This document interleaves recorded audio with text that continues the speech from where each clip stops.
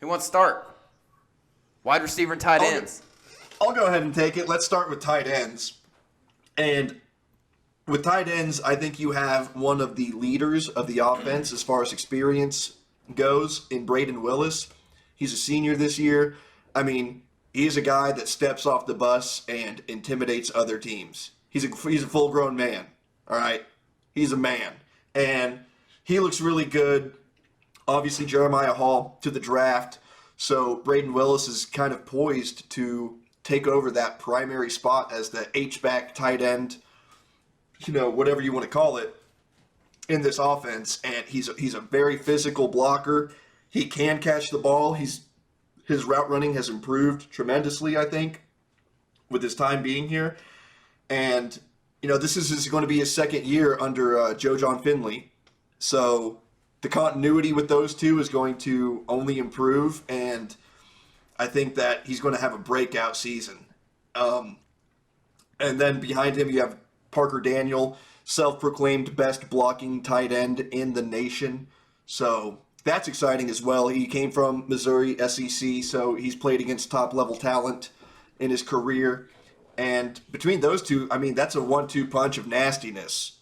And if Jeff Lebby wants to line up two tight end sets and run the ball with Eric Gray or Marcus Major, it'll be very exciting to see, and I think that's some physicality that Oklahoma fans will be excited to watch. And then you look at wide receiver. You have Drake Stoops, Marvin Mims, obviously going to be number one. What year is wide Drake receiver. Stoops?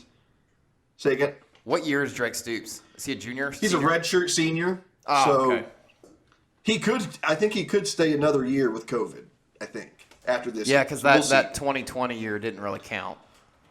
Correct. Technically. So, I mean, really, if you look at the wide receiver position, it's more stacked than you think. You got Marvin Mims. You got Theo Weiss, who people kind of forgot about him. He didn't really play at all last year due to injury. But he was really starting to show out 2 years ago. And then behind them, you have Trayvon West, who's an absolute burner. You've seen him just torch defenses with his speed. Jaleel Farouk showed out really well in the bowl game last year. He had a lot of really nice catches. And then Cody Jackson, a very, very highly touted wide receiver coming out of high school. So the two deep at wide receiver is really exciting and something to really look forward to.